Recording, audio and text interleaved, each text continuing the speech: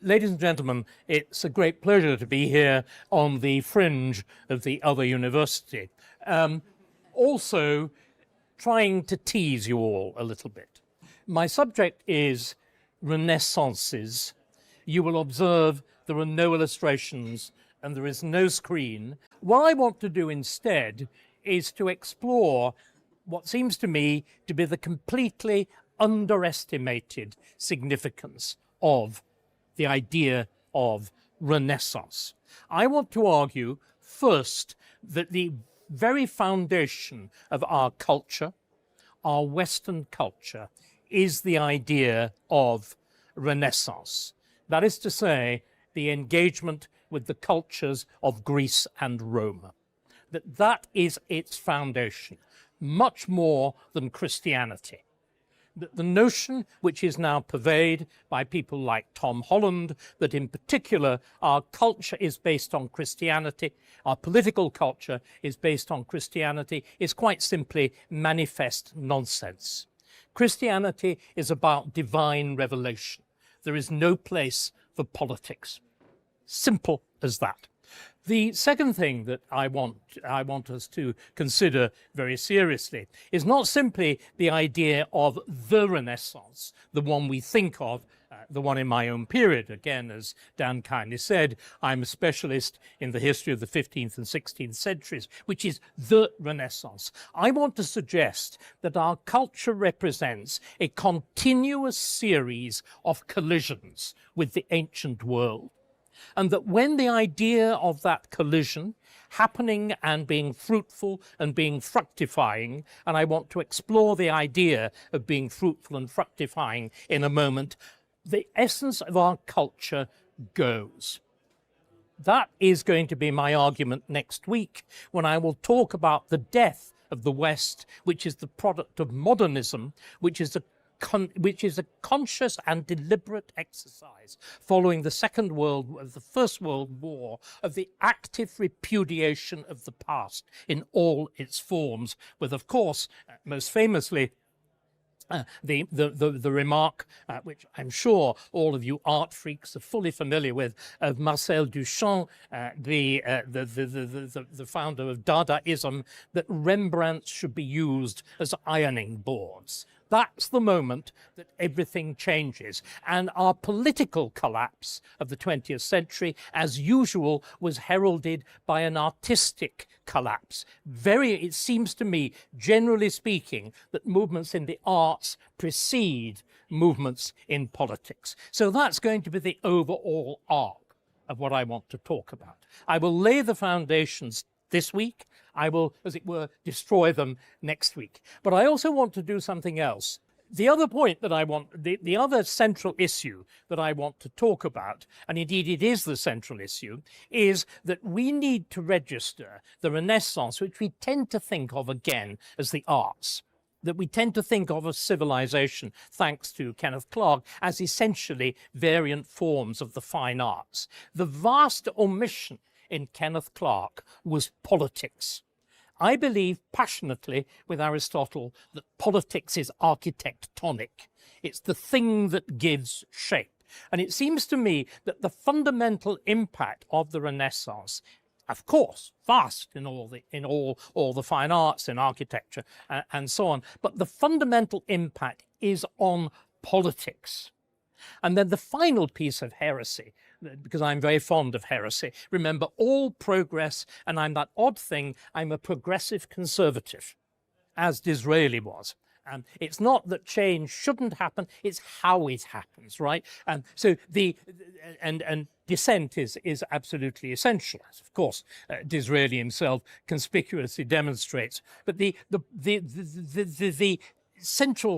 other piece of heresy that I want to commit, traditionally, when we talk of Renaissance or Renaissances, we focus on Italy with maybe a nod towards France. Remember the wonderful line of Matthew Arnold in one of his splendid political sonnets on France. France, mistress of all the arts, supreme in none. Seems to me It's a jolly good lie. Matthew Arnold, in small patches, but not Sohrab and Rustum, is really rather splendid. But the missing place in our consideration of the Renaissance is England. I want to argue that the central impact of the Renaissance, especially in its broader cultural and political sense, is England. And that is the reason centrally that England, and again, let me put my cards completely on the table, is the central thread of Western civilization. This is where it happens, in the famous triangle of Oxford, Cambridge and London, but I'm ashamed to say it's largely London. Oxford and Cambridge play a nodding role at various points in this. They're the kind of backers in the band to the capital city. So that's the broad thesis that I want to explore. Let's just begin then with what is the peculiarity of Western civilization. It is its profound awareness that it is preceded by a superior one. In other words, Greece and Rome. Can we be absolutely clear on the nature of this supremacy? How long, and here a little bit of audience interaction, how long does it take before broad living standards catch up with what had been characteristic of the Roman world from about the 1st century AD to the end of the 4th century? Any guesses? The end 1800. It is 1800 years. If you look at the scale of the buildings of Rome and you compare the hovels, even with our great cathedrals, which are the only exception, there is some sort of sense, and they knew it. There is this proper sense of awareness that something great had gone before. And the Romans, of course, and this is what is even more peculiar, the Romans were aware of a greater civilization before them. Their cultural cringe, just like Oz is with us, their cultural cringe towards Greece and the Hellenistic world. So what you have then is our civilization has this astonishing, as it were, pre-story. A pre-story of from the about 500 BC through to about 400 AD, 1,000 years of this spectacular achievement in every single field. And of course, there are several links. There are things like ruins. We must not forget the extent to which the conquerors of Rome were awed by the remains of Rome. It's fascinating looking, for example, at the Venerable Bede in his, the first history of England, which is the history of the church in England, and at the sense of their incomprehending mystery faced with the great buildings. And remember, Roman Britain was deeply provincial. Dear me, was it on the edge of the known world? But those structures, which is why, for example, the coronation of the first king of all England, Edgar, doesn't take place in Westminster, doesn't exist, doesn't take place in London, it takes place in Bath, where there are still the greatest of the Roman remains. And there is a conscious invocation of those, along with the idea of empire, which again is that enormously important thing that's left hanging in the air. So their awareness of a past. And it seems to me that what I've described with Edgar at Bath is characteristic of the way in which what we conventionally call, and by the way, I think we should call the Dark Ages. I think the Dark Ages were pretty terrible. And all of these attempts of more or less sort of bearded anthropologists to persuade us that they weren't simply seem to me to be silly. One of the great problems is so much academic life has simply become silly. And because there is a refusal to engage in proper debate based on evidence, it remains as a form of childish silliness. And we need to challenge that silliness. The Dark Ages were very dark and were very unpleasant and were very bloody. Yes, they produced some pretty jewelry at times, but dear me, that's not quite enough, dare one say. the moments at which you see that emergence from the wreckage, the coronation of Charlemagne. It is an 800, Christmas 800. It is an absolutely deliberate revival. And it's accompanied, of course, with Alcuin, who is in a direct line of descent, English in the direct line of descent from Bede. Remember, it is very difficult for us to remember that, but for a period of the 6th century, 6th and indeed 7th century, the intellectual centre of Europe is the Tyne. Now, this is very Jarrow. It is very, very hard to believe that this be the case. It's a bit like making Hull city of culture, but there is this moment, and that moment, of course, is also itself. I've mentioned Bede and the sense of awe in front of the remains of the Roman world, but it's Bede who actually invents chronology, using the sequence of the annual appointment of Roman consuls. He realizes this is the only reliable index that you can use to establish a chronological sequence. It's an extraordinary achievement. And Alcuin is in that succession, feeding these ideas, what is being retrieved of the Roman world in terms of culture and so on, into the court of Charlemagne and those ideas. Now, of course, I've left out one hugely important thing, haven't I? There is a direct line of connection, and that is the papacy in its imperial aspect. That is arguably, there's a thread that links it directly to that world. But again, of course, it's important, I think, that we get the thread in the proper perspective. One of my favorite quotations, again, is Thomas Hobbes on the papacy. Are you familiar with it?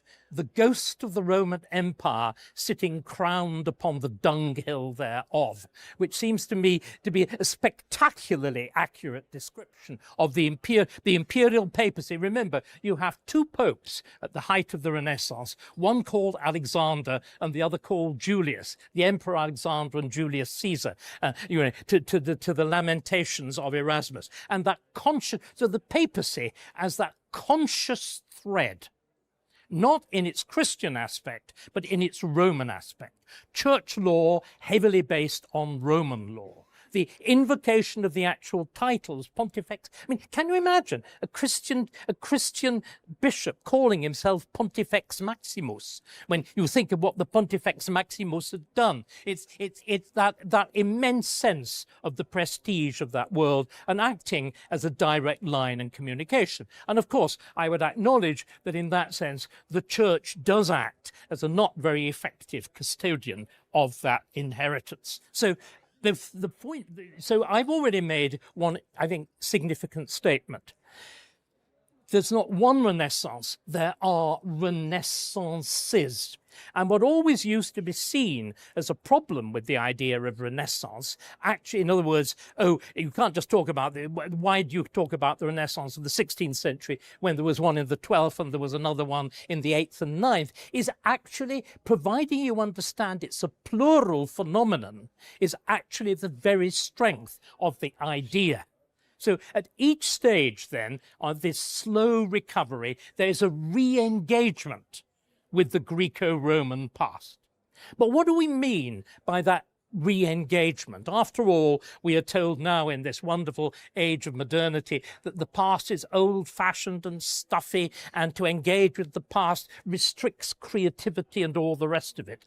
One of the best ways of exploring what I mean by Renaissance, I mean, remember, the term itself in the form is not a contemporary term. In other words, if we look at the Renaissance of the 14th, 15th and 16th centuries, for example, they don't talk, there's no direct talk of Renaissance. If you look at the man who was most conscious in the use of words and language at this period, who is the great international Latinist, the Dutch scholar Erasmus, he talks about an idea of ad fontes, back to the sources. It's the idea of the source and the purity. of the sources. You will then see, when you're almost at the end of the process as far as the fine arts are concerned, at the end of the 16th century, with Vasari in Italy, who is, remember, he's the man who invents the notion of art, as we are all familiar with it. He's an awful lot to answer for, complete with idolizing the lives of painters who, remember, most of the time were regarded as third-rate artisans. It's very important we get this point right. It begins to shift in the 16th century, but even in the age of Van Dyck, even in the age of Charles I, and knighting Sir Peter Paul Rubens, and indeed Sir Anthony Van Dyck, the price of a Van Dyck is £50, which is the same as the price of a pair of second-hand diamond earrings for the Queen. So that gives you an idea of the relative status of these things. Anyway, it's Vasari who comes up with the basic idea of a rebirth. But it doesn't become an abstract noun until the French, and then the Italians, and more particularly the Germans in the form of Burckhardt or whatever, get their hands on it in the 19th century. But I think there's a better way of looking at it, and that's to go right to the beginning of the process. What is it that actually shifts in the Renaissance? What shifts in the Renaissance of the 14th, 15th, and 16th centuries?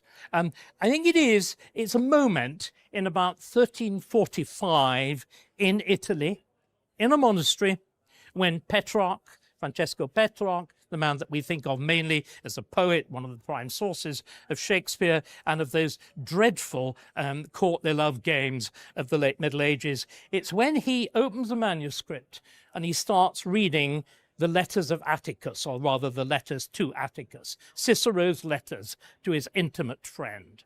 And what they do, they're not philosophy. They're not works of great abstraction. They're not works of political invocation, like or reports of aggressive speeches, like so much of Cicero's output. They're an account of civilized life, written, dictated in the heat of the moment, recording. There's a most wonderful series of letters, for example, about a work that unfortunately has disappeared, though we know a lot about it, and is going to be central to my theme of the political aspect of the Renaissance, and that is Cicero's De Republica. We've lost the work.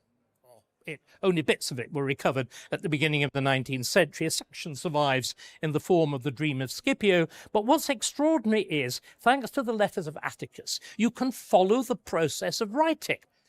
And as a writer myself, am I familiar with it? The last chapter went quite well, but I've come up with a most awful problem. I really cannot see my way around this. I went for a walk in the garden. I came back. I had a drink. And you think, this is... He thought, this is 1,300 years ago. This is the life I recognize. This is a world I can penetrate and understand. And that stony face of the Greco-Roman world suddenly collapses at that point, and it becomes knowable. And the energy of why did Erasmus want to go back to the sources? How was he able? Because remember, there's another great point. We think of the survival of a manuscript as, there's this, when we may actually find them, thanks to the papyri in the Villa of the Papyri in Herculaneum. But we think of, quite wrongly, of the survival as a manuscript as the survival of something that Cicero handled. It does not exist. It's a product of multiple transcription. And every time you transcribe, you introduce error. And what Erasmus was about, following on from that moment of engagement in Petrarch, was using that sense of liveliness, what I would call a sense of total history, a knowledge of everything, of the dress, the coinage, the art, the architecture. You can cut back through the veil of obscurity and mistranscription and get to the thing itself. Get back to the original. Now that, ladies and gentlemen, can be an exercise of mere freezing, can't it? You could be going, and indeed, that's what happens to Latin as a result of that. From being this lively, living language, when you're determined to go back exactly as it was when Cicero, it stops developing. French did exactly the same thing to itself with the Academy under Louis XIV. French freezes. Literary French freezes exactly at the moment that literary English is exploding. So it can be dead. This idea of Renaissance can kill.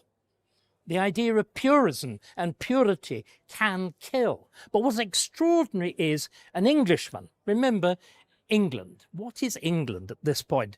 In other words, the contemporaries of Petrarch. It's the 14th century. We're in the middle, of course, of doing rather well at biffing the French in the beginnings of the 100 Years' War. But the thing you've got to remember is England is part of Greater France in terms of culture, with this peculiar survival of a peasant dialect of what's left of Anglo-Saxon when it loses all its grammar, which is why we're so fortunate not to have a declining language with declensions and conjugations and all that kind of thing, and instead to depend on idiom, which is why no foreigner can ever learn it fully. Right? You have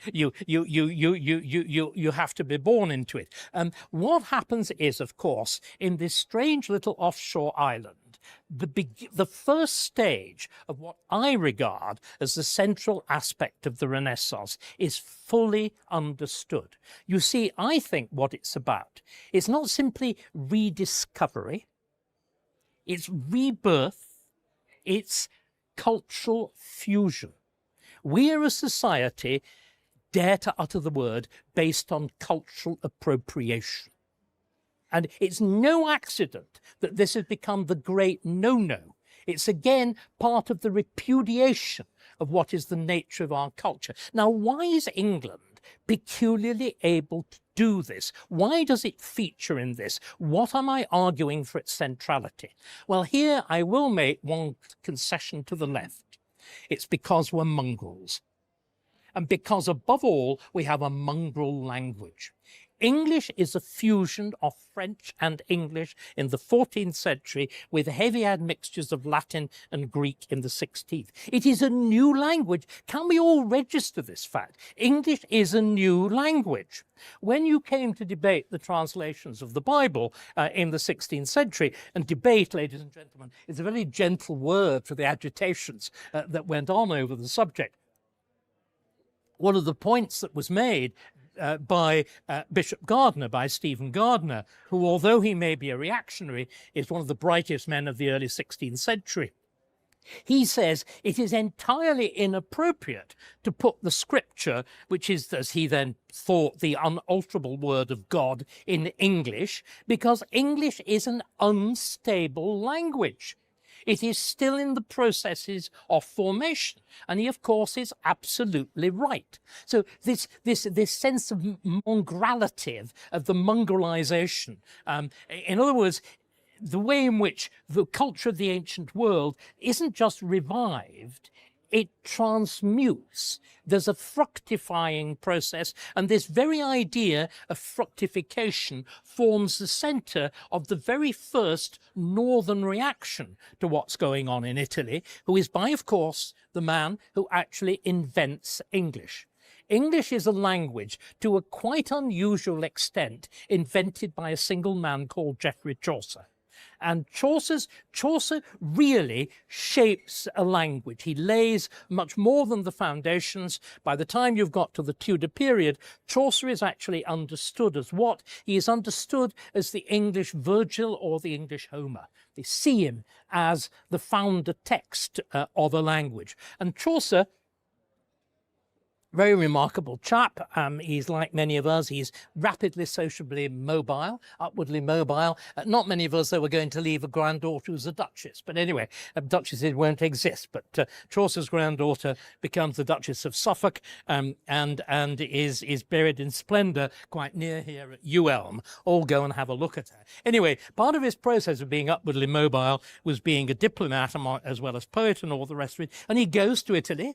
He probably meets Petrarch.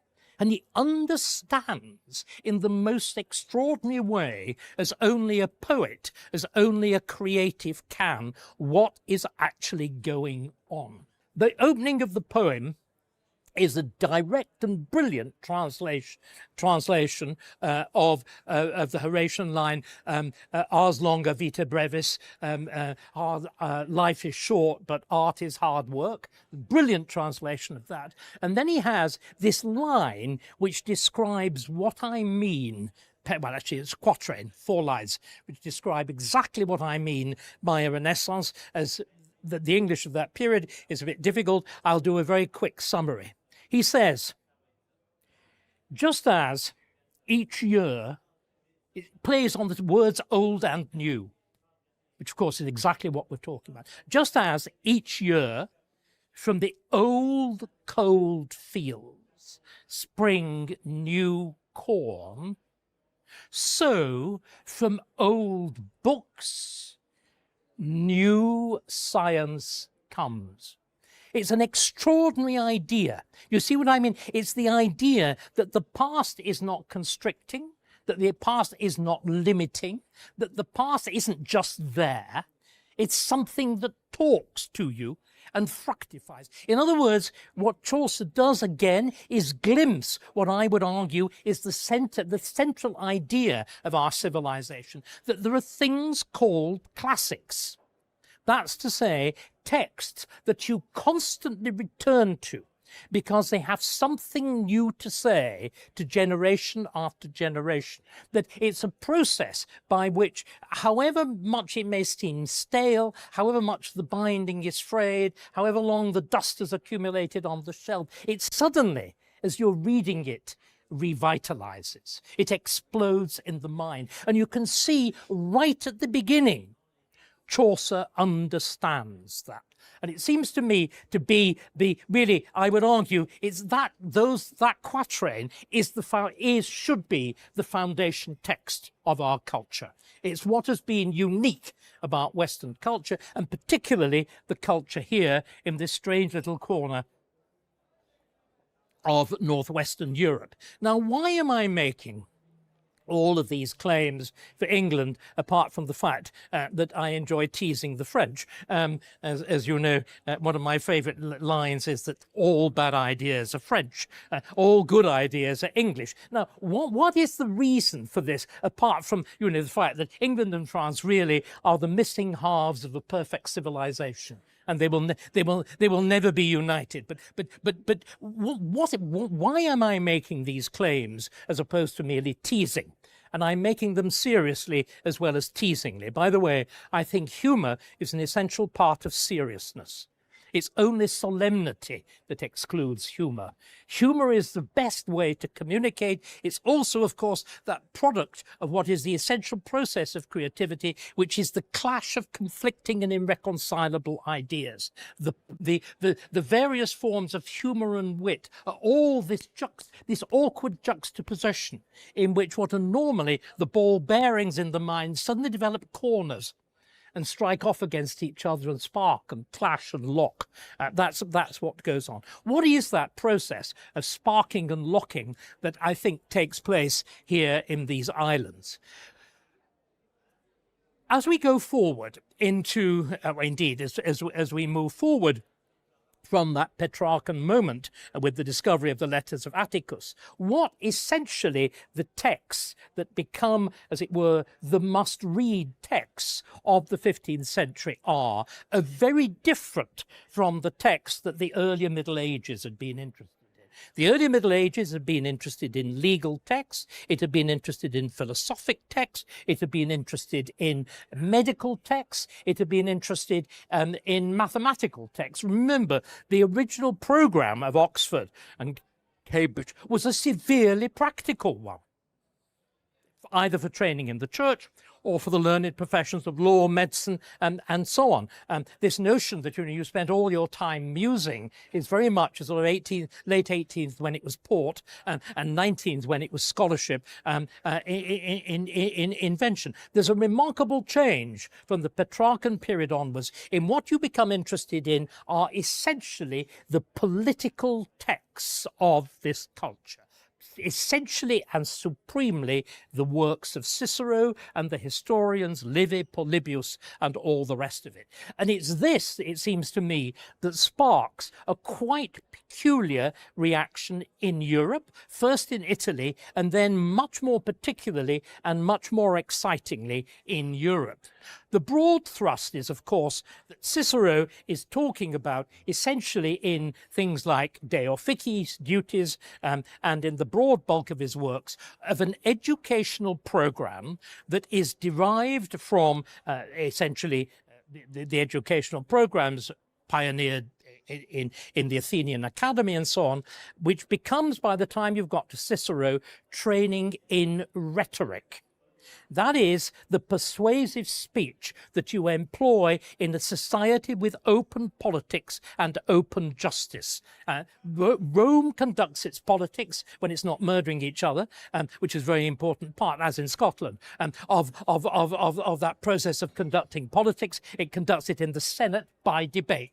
Law courts are in public in the forum and are pleaded before various forms of juries, and this intensely verbal culture. But at the heart of the verbal culture is not simply the art of persuasion, it is the art of persuasion to the proper involvement of the citizen in politics, that the natural destiny, the proper destiny of the free man, hence the liberal arts, from the word for freedom, is engagement in politics. Now, there's a tiny little problem, isn't there, that in most of Europe, there was not much encouragement to engagement in politics, as Europe consisted of monarchies, frequently of a rather bloody description. However, of course, in Italy, there were surviving republics, and it's there that you begin what's called civic humanism, in which these ideas are reworked into programs of political engagement, activity, notions of the responsibility of the citizen to the state, the idea of the Commonwealth, of your duty to society, and all the rest of it. And historians like Hans Baron got terribly excited about all of this, but of course it's total dead end. What happens to the Italian city-states? Apart from Venice, every single one of them fails. It's a total dead end. End of the scholarship, apparently. What has not been thought about is the dissemination of this in the world of monarchies, the world of Northern Europe. Well, some historians did try to think about it. Historians like J.A. Pocock and Quentin Skinner argued that there was what's called a Machiavellian moment. This is not the Machiavelli of the Prince, but the Machiavelli of the Discorsi. When Machiavelli is doing what? He's reflecting on the dialogues of Livy. He's reflecting on the histories of Livy, the great Roman historian. And when Machiavelli explains what he's doing, he gives, 200 years later, a very similar version to what we get in Chaucer. What Machiavelli says, what I am doing is incorporating my own extensive experience of current affairs with my deep knowledge of the past literature.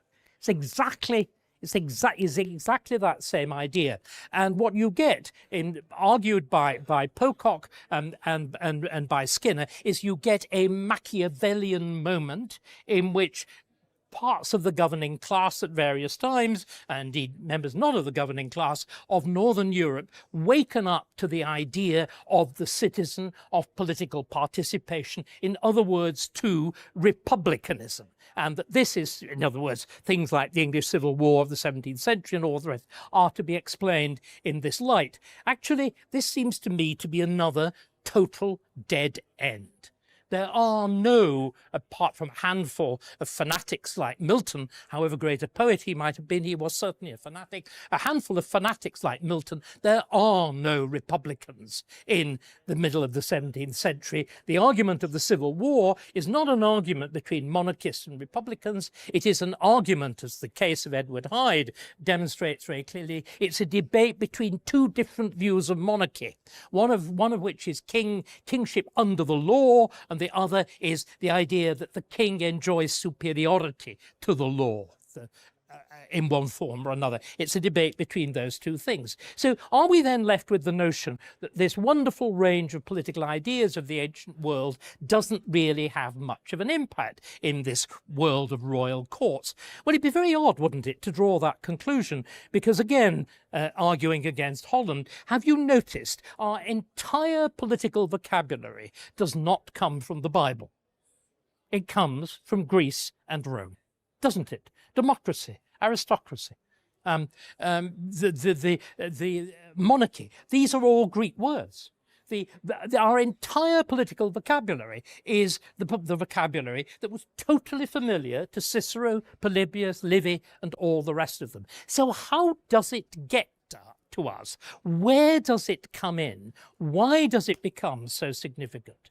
Well, the short answer is that historians have not looked at how you make ideas palatable. This would surprise nobody, and I was very pleased that Dan dared to mention that I was a popular historian once upon a time. And I remember colleagues, particularly in this university, sneering at the word. It's amazing, isn't it, how the word people can be pronounced with that infinite, that kind of elegance of disdain, heightened by a good glass of sauterne, and fruit upon the...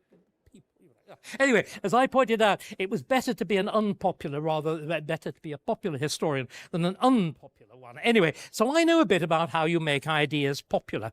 And the key figure in all of this, and the key figure in why this comes home to England in a most extraordinary way, is a North Italian called Baldassare Castiglione and the Book of the Courtier. And what Castiglione does in the Book of the Courtier is to take all those Ciceronic ideas and to say, well, actually, you know what, chaps, it's jolly useful if you know how to persuade your prince. You might get a bit more in your back pocket. And he turns it into a kind of early version of PPE. How do you manipulate those in charge to deliver what you want and to get as much loot as possible? And of course, like PPE, it's dressed up in all sorts of grand language. But essentially, it's how you win the favour of the prince. Right. Now, this may seem that I am being simply frivolous. Well, I am and I'm not. Because the earliest impact of Castiglione north of the Alps is in England. Curiously, he's actually imported in the Italian by, of all people, Thomas Cromwell. There's no evidence that Cromwell led Machiavelli. He was fascinated by Castiglione. But much more importantly, a decade earlier, you get a man called Sir Thomas Eliot writing a book. I said Castiglione's book is called The Book of the Courtier. Eliot's book, directly copied, is called The Book of the Governor. That's the member of the English ruling class.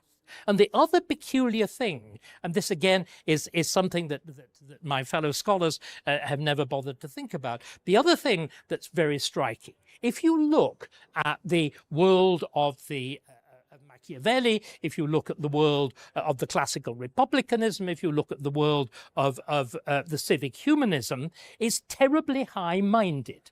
It's all about words. In Castiglione, in Eliot, you get something else. You get the face of gentlemanly activity. Suddenly, you put together all this Ciceronian language about public service with being a good chap, recognising honour, getting off with the ladies, that call courtly love and whatever, writing poetry, being good at sport. In other words, what happens in the works of Eliot is you come up with a package that combines high culture with sport, a sound mind in a sound body. And I think that what happens, in fact, I am certain that what happens is, partly by pure luck, Castiglione, via Eliot, invents the idea of the English gentleman. This combination, I suppose the last parody of it is Boris Johnson. You know, the final, and I mean, seriously, I mean, and he's the kind of graveyard of all of these things that I'm talking about, the classicist and all the rest, you know, the emphasis on words and whatever. But at its beginning, it was something completely different. It offered a unique model of education incorporating serious knowledge, first of Latin and then of Greek, which was palatable to an aristocratic culture. And you know what? It coincided with another wonderful moment in which you're completely transforming the purpose of Oxford and Cambridge from being clerical training schools into the elite kind of institutions that we have now. And the result is that in England, in, for example, complete contrast to France, you incorporate this extraordinary pattern of Renaissance culture into the political education of the upper class. And it seems to me that the staggering shift of political ideas, writing, whatever, in England and indeed English politics is fundamentally due to this. Because again, we've got to put another central thing into place. England, again, in one sense, I describe it as this quaint little provincial island. In another sense, England had been extraordinarily precocious because from the reign of Henry I and Henry II, the two great lawgiver kings, England, uniquely in Europe, develops a system of systematic law that rivals Roman law and develops its own political culture, which you will see formulating itself brilliantly in the works and the governance of forgive me, the governance of England by Sir John Fortescue in the late 15th century. And the peculiarity about the governance of England is that it attaches, this, remember, is something written about 1470. It judges government by freedom, law, and public prosperity. And it does it again by comparing the English monarchy to the French monarchy and arguing that the French monarchy is an absolute monarchy and is oppressive because of the king's absolute right to enforce tax, whereas the English monarchy, where you require consent to tax, well, you only pay tax if the governing class want to pay tax. And broadly speaking, he is right. But he does something extraordinary. He actually compares things like the existence of torture in the two countries. He discusses levels of public prosperity, what goes into the typical cooking pot of the typical peasant. This is 1470. It's a quite extraordinarily radical way of looking at it. But what it also incorporates is a view that the English monarchy had a peculiar constitution, and I want to emphasize that word, that the English monarchy had a peculiar constitution which made it not a simple monarchy. He talks of it as a dominium politicum et regale, that word, politics. It's a monarchy that requires argument, that requires persuasion, okay? But the idea again of a constitution. Now, it seems to me that what this does again means that those ideas which are purveyed by Cicero, that begin with Cicero, that are disseminated through Castiglione and through Eliot and so on, have another effect. The Romans had a profoundly self-conscious awareness of why they were great. Can we all be quite clear about this? They knew it was their army, but they also knew something else. It was the structure of their constitution. And the De Republica is a hymn to that constitution. What is quite astonishing is that the English start to apply exactly those arguments to their own constitution and to present an argument that the Constitution of England, which of course is inherited and is not the subject of abstract reason, nevertheless incorporates reason, incorporates political habits which lead to good behavior. And again, there's another way in which this all fits in very neatly. It's again the developing idea of what constitutes a great language. Their awareness that a language has to have a form of grammar. It has to have a form of it has to have forms of regularity. So in exactly the same way, they come to see that a state needs the equivalent of a grammar, which is a constitution, that it needs a structure by which it operates. And it's this idea which is one of the great areas of debate in the 16th century, and it takes us, and I will in a second now stop because I've been going on a little bit too long, again it takes us to a framing debate. The end of the Roman world, the direct response to the sack of Rome in 410, which is, remember, the beginning of the end. The response to the sack of Rome of 410 is one of the great works of Christian literature. It's Augustine's City of God. And in Augustine's City of God, he argues that Rome fell because it was corrupt. It was an unjust society. What then happens is, in the 16th century, with all of this debate on constitutions, on what constitutes proper politics, you get an intense debate. Is England Rome in the good sense, or is it the bad sense? Is it a corrupt society that should fall because it doesn't have, interesting word, justice? It's an unjust, are you all getting certain echoes? It's an unjust society, you know. What we want is social justice. That, you know, is the standard authentic Christian position, and it is what is purveyed by one of the greatest works of the 16th century, either literally or it may be ironically, one can debate this, by Utopia. This is what the first book of Utopia is about, the demonstration that England is an unjust society, and that the second book offers a vision without Christianity. Again, Nat Con, listen, without Christianity of the just society. And what that does, and it's quite remarkable, and this has not been spotted before, it triggers a debate in England. Are we a just society or are we not? Are we Rome in its good aspect or are we Rome in its bad aspect? And you can see, going through a whole series of thinkers, the first answer to More is within a few years of Utopia. It's again in Eliot. More's argument that we were an unjust society is actually based on a bad English translation of the word res publica. He translates it with the usual English phrase, common weal, which is why he's able to say that because everything isn't in common, therefore it's unjust in it. You know, it's very important to remember that Thomas More would have been entirely at home in momentum. We've at least one aspect of Thomas More. Hitler Day would certainly be. Hitler Day is a member of Momentum. Anyway, it's an unjust society. Eliot comes up with the brilliant riposte. Actually, that's a very bad translation. The Roman, the Latin, isn't common thing, it's public thing. Res publica. And he then advances this very sophisticated argument that the English constitution represents the proper balance of the Aristotelian polity, of monarchy, aristocracy, and commonality.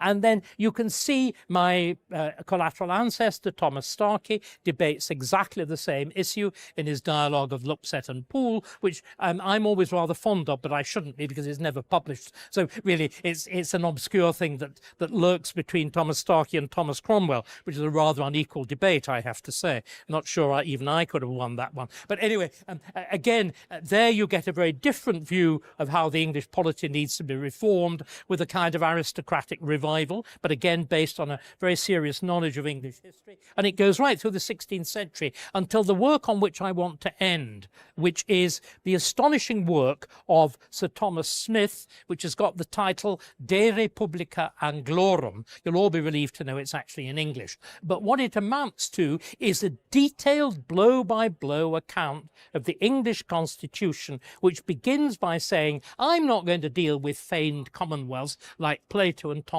More. I'm going to talk about the real thing. I'm going to talk about England now in 1569, and it's as good as anywhere else, and it works.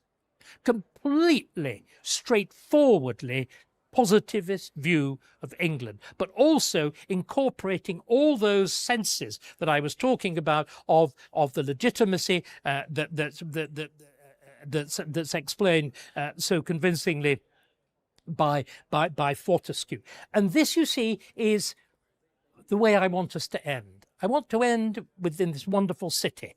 Every time I come to Oxford, I'm just struck by its beauty, the astonishing beauty. Because what you have, think about it, you have, once we've come out of these edge boulevards, which you all know what a boulevard is. The boulevard is something that was built over the fortifications of a city. These were the town ditches, which is why there's lots of space. Then when you go there towards the High, you're suddenly in this intensely cramped medieval world. Go down to Merton and all the rest of it. And then suddenly, across the road, in the middle of it all, there's the Camera and the Sheldonian, and you're in the Roman Forum.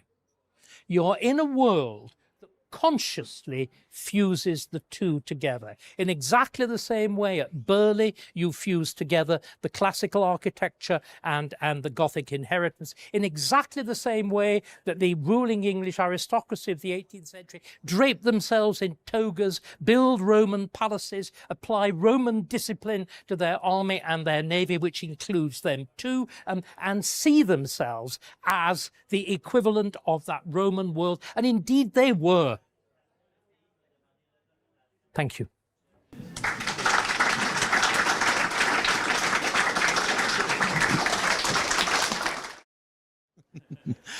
David, first of all, David, thank you so much for your remarkable talk. I was just commenting to Patrick, you just have this amazing knack for being able to express in such eloquent and captivating terms centuries of history with a remarkable thesis behind it. I think it's an extraordinary talent, and I commend you for it. My question is this. You posit a series of renaissances taking place over a number of centuries, not just simply the one that we generally consider to be the Renaissance, and of course, all hearkening back to the classical period, the Hellenistic period, and the Roman period, the Naissances, if you want to call them that. But these are periods defined by eras of rejuvenation, of ideas, of letters, of arts, of prosperity, punctuated by periods around them of darkness, the Dark Ages and Middle Ages, etc.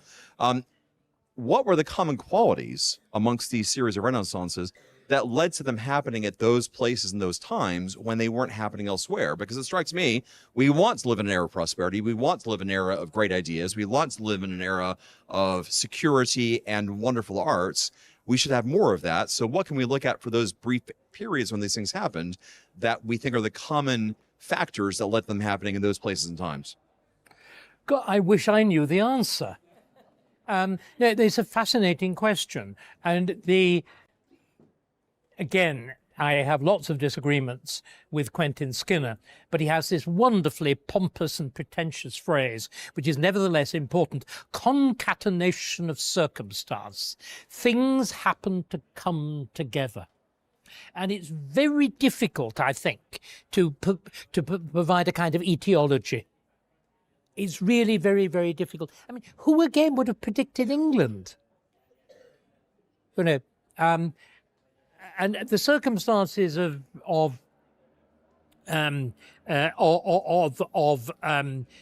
North Italy and England. I mean, I suppose one could hazard one guess.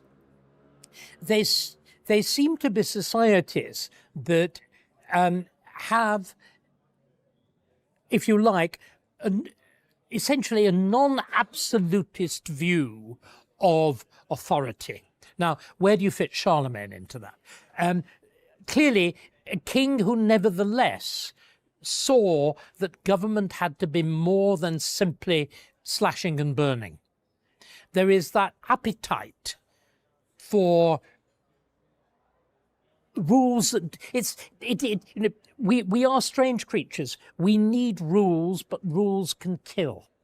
And it's this what is so extraordinary, I think, about all of these periods. There are exercises, if you like, of self-conscious limitation. You're going back to a root source, but at the same time, it fructifies. So and again, I would argue that one of the reasons for the extraordinary is how long you can keep it going. Most of them are very short. What happened in England is, of course, that it incorporated itself in institutions. Now, but then, of course, institutions die and fossilize. And what we've seen is precisely the institutions that gave birth to this now strangling in it.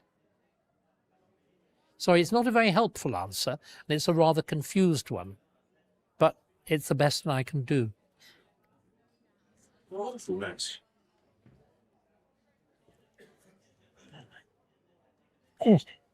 Can I just make one other point?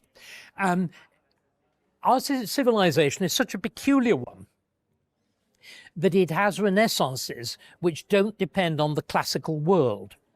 I would argue that Romanticism is a medieval renaissance, and it had exactly the same sort of fructifying effect that I'm talking about. The 19th century reaction to the 18th is very complete re-engagement with the Middle Ages in its art, its architecture, its thought, and whatever. And again, it's very important that we understand again that their awareness, as the ancient Romans were aware, that they have foundation legends about their city, but they don't have the sort of legends which the Greeks do, and maybe there will be many very much better classicists here, I'm sure, than I am.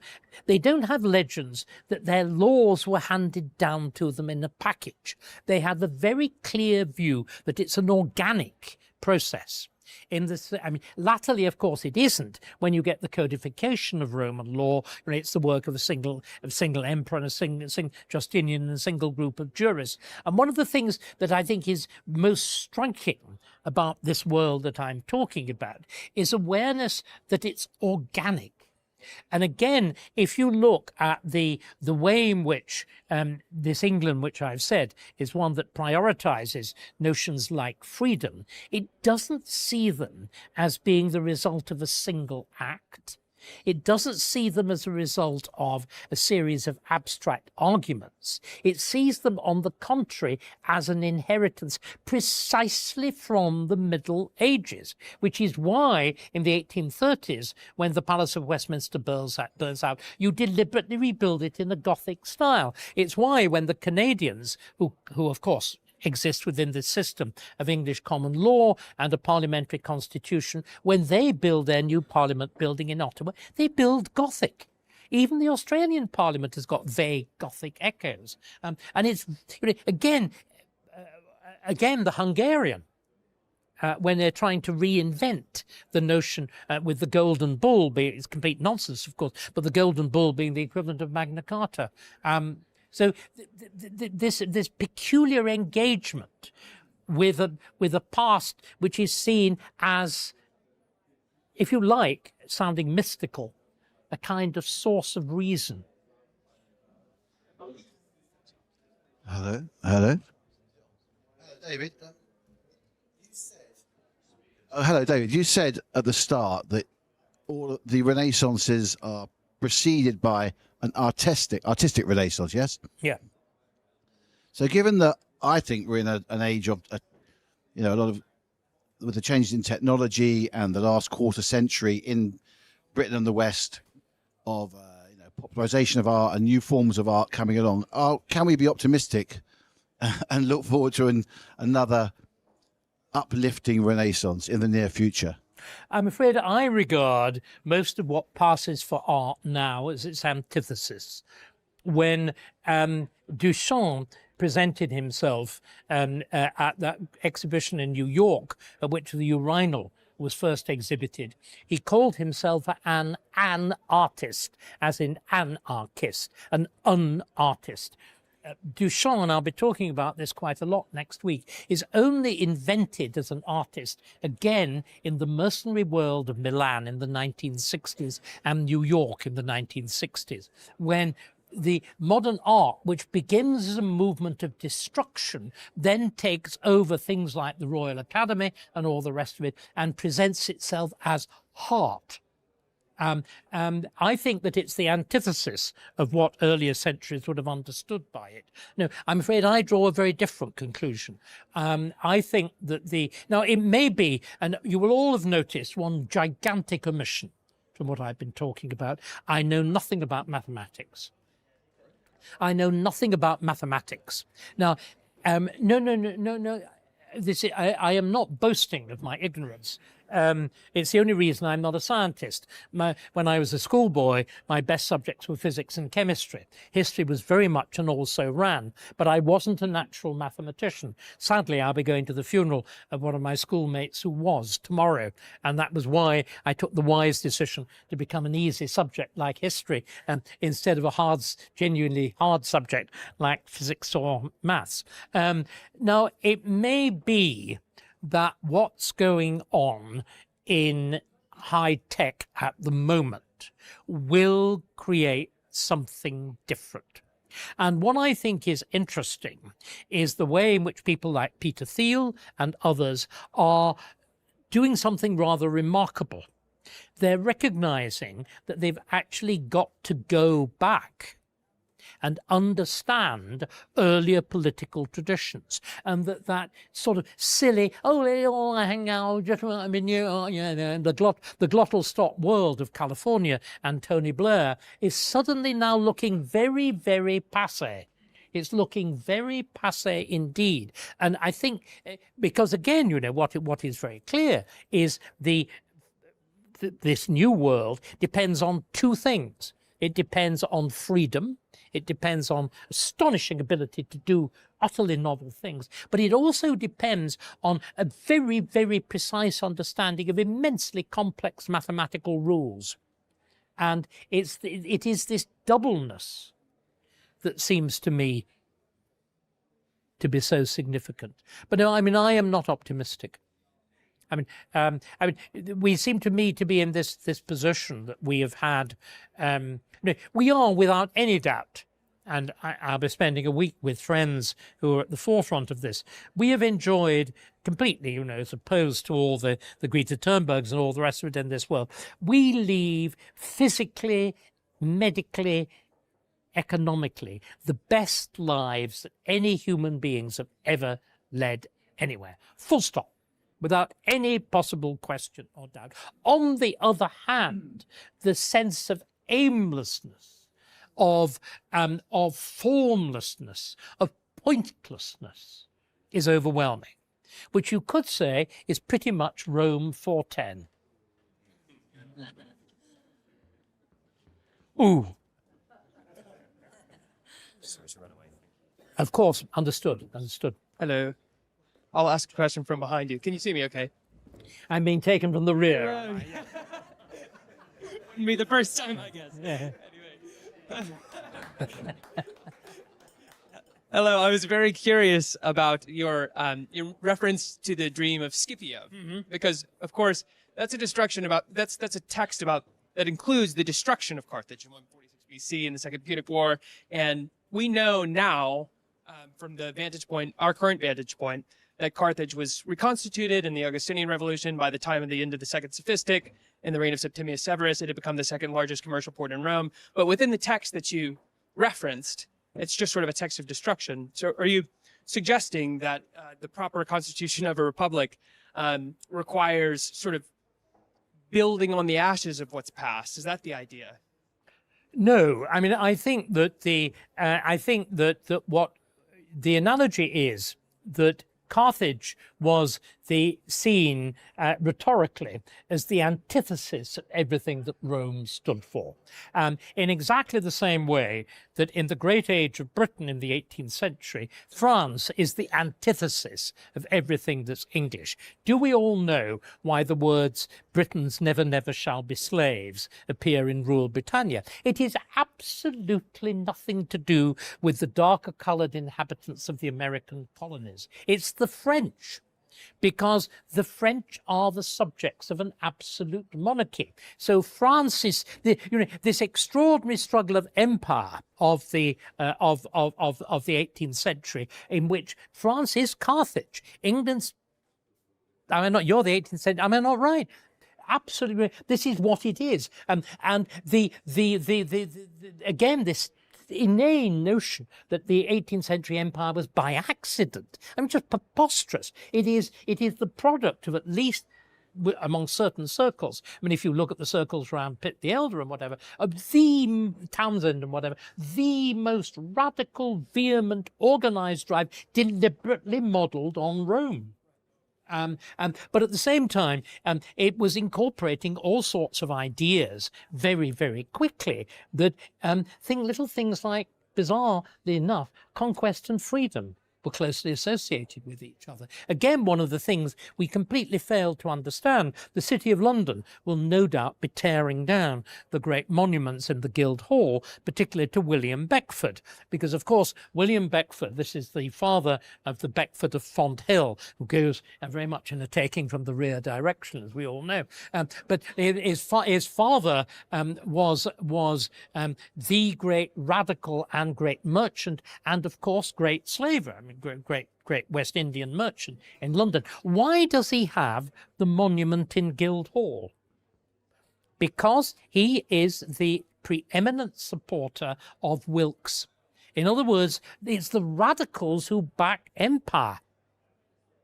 And this seems to me again to be something which is very, very Roman in its origins. So empires, and again, we do need to understand this. The extraordinary explosion of 18th century England following union with Scotland, following the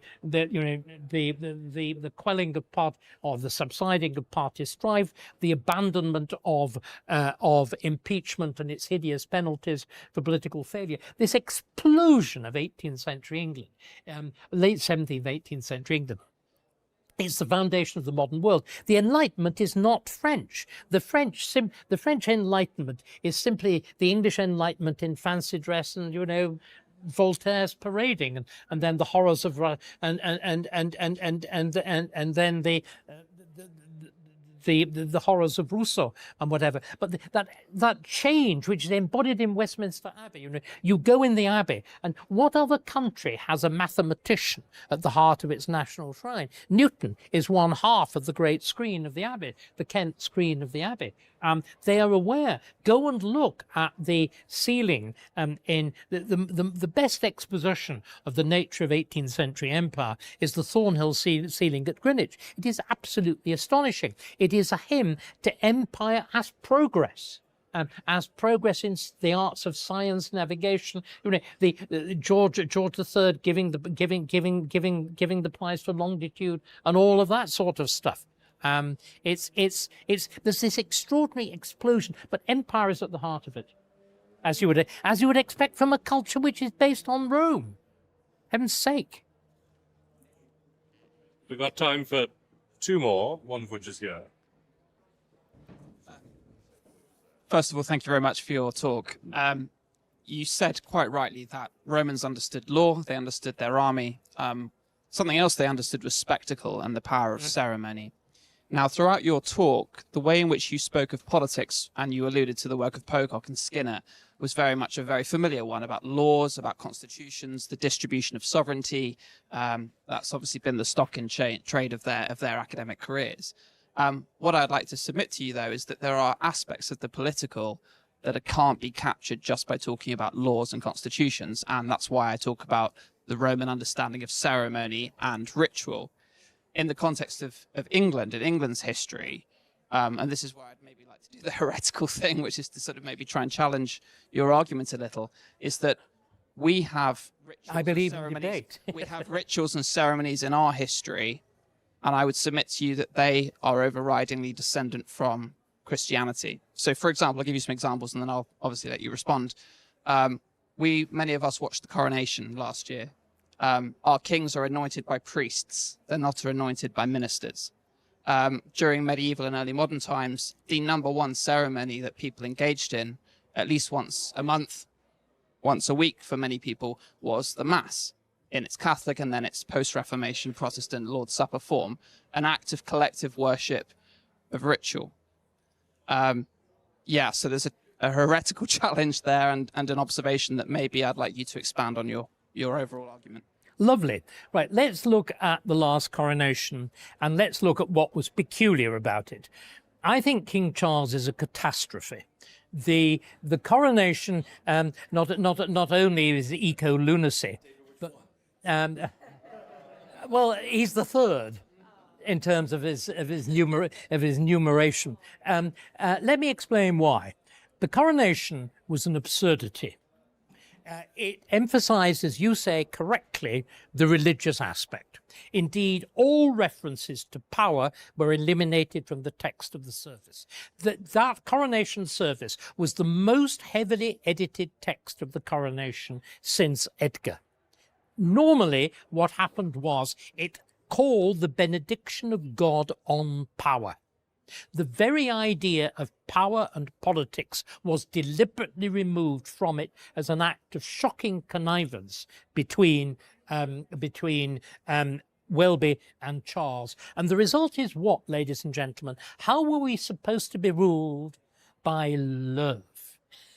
The coronation service was early Beatles. Now, this is something radically not the case before. Let me describe the first coronation. Let me challenge you by describing the first coronation after the Glorious Revolution, the coronation of William and Mary. The thing that was so striking about the coronation of Charles was the elimination of the political class. If you go back to the coronation of William and Mary, they deliberately build a gallery directly, the way the coronation service works in Westminster Abbey. By the way, I'm one of the pioneers of an understanding of ceremony in England. So I love that question, especially when there's a little tweak at the tail, which one can then respond by a bit of stamping. The Abbey is designed for the coronation. You've got the great crossing in the middle, which is technically known as the theatre. Then at the back you have the extraordinary apse which centres on the shrine of Edward the Confessor, and you have the cosmati pavement on which the actual coronation takes place, and you have the surrounding tomb chests of the great medieval monarchs. So in contrast with the French, where the king is buried and where he's crowned is different, it's the same place. It's the actual, it was originally the sanctuary place. But when you came for the coronation of 1689, you completely cover the northern half of the sanctuary with a huge gallery. And whom do you put in it? The entire House of Commons, headed by the Speaker.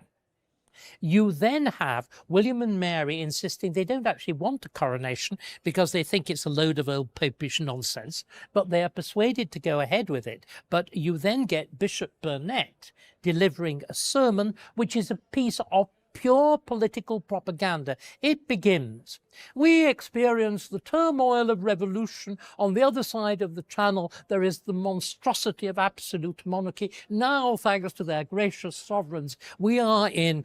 They didn't actually use a Goldilocks situation, but what he wanted to say, we're in a Goldilocks political situation. In other words, it was totally political.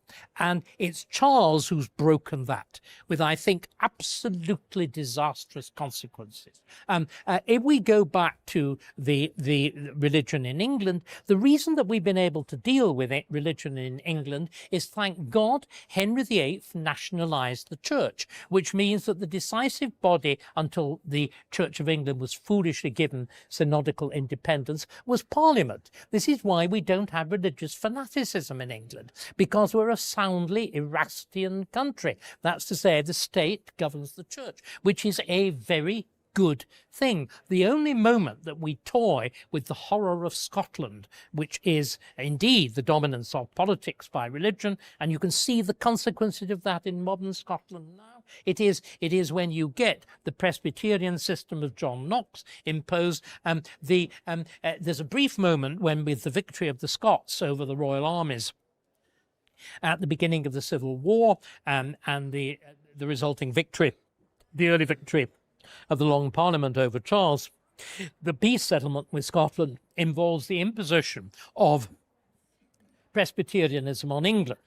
And the Scots' chief negotiator is a man called Robert Leslie. And Robert Leslie writes back to the Lords of the Congregation in Scotland and says, don't be bluffed. what we've got here, it's wonderful, is a lame Erastian presbytery. The English upper class won't get a lot of uppity, stupid priests to run religion. And that's, of course, what happens to Laud. So again, you see, I think we need to also to understand the way in which the entire structures, you're very much right, for example, royal ceremony until 1688, even with the Reformation, is essentially religious.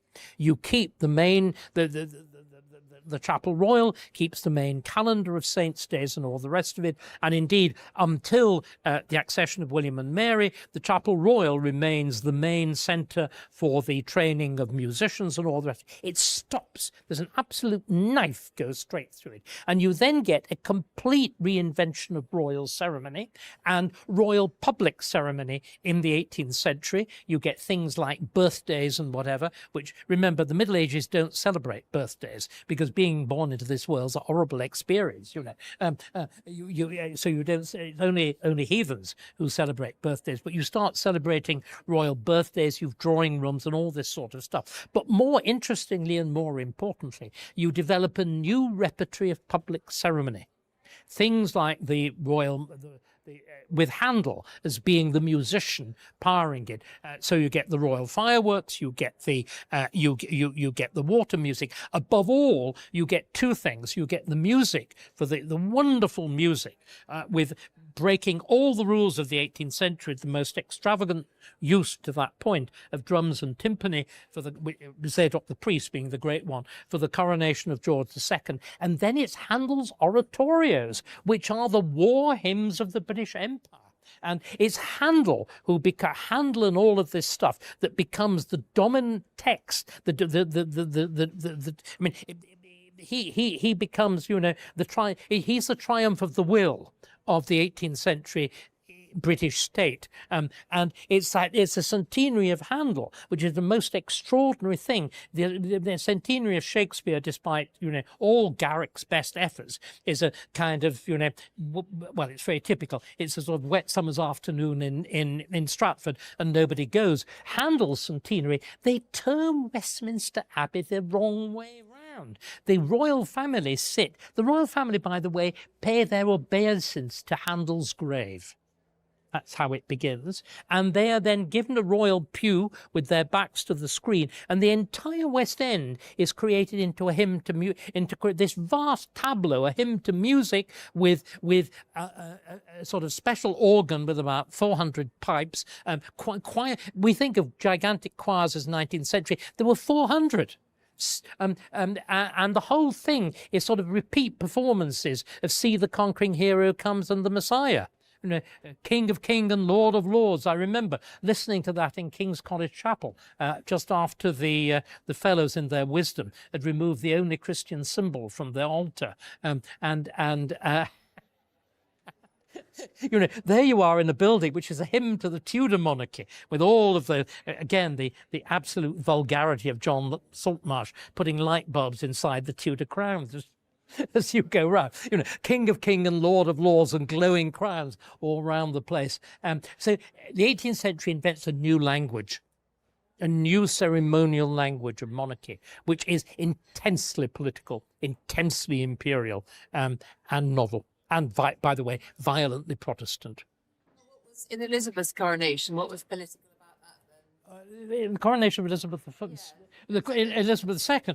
Well, the presence of, first of all, the entire body of the peers, the entire body of the House of Commons. The prayers are different. I mean, if you actually compare the texts of the two coronations, you will see. I mean, the prayers at the coronation of Elizabeth are the old prayers. They pray for guidance. They talk about power. I mean, the symbolism of things was altered in the coronation. There was this ludicrous business.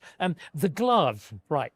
The glove was handed over to the monarch traditionally by the Lord of the Manor of Worksop. Unfortunately, the Lord of the Manor of Worksop is now a limited liability company, so he couldn't hand over. And instead, they invent this completely new thing. This is the glove that moderates the power of the sword. You know, I mean, just the most absurd. But no. But the notion of the sword of justice was completely eliminated from the coronation text. I mean, it's really. I mean, I haven't written about this. I really should. But the entire text was butchered to present the notion that government is about love. It's Yoko Ono, you know. I mean, well, yeah, yes, but sorry, Jesus only worked when he was married to Rome. Jesus offers no view of politics. So if you have divine revelation, this is why the idea of Christianity supplying the basis of politics is absurd. Divine revelation doesn't have argument. How can it? How can it? Politics isn't about being nice to people. It's about choice of between scarce resources like economics. And it's exactly our refusal to make those choices that leads to our present crisis. You know, I'm sorry. You can't rule. You can't. Not even a family can be ruled by love. Forgive me for getting cross, but there's a large smile on my face, yeah. And we're all being decent and civilized, and I believe in passionate disagreement, but there should be a smile, there should be friendship. Yeah, thank you. Sorry, forgive me. Sorry.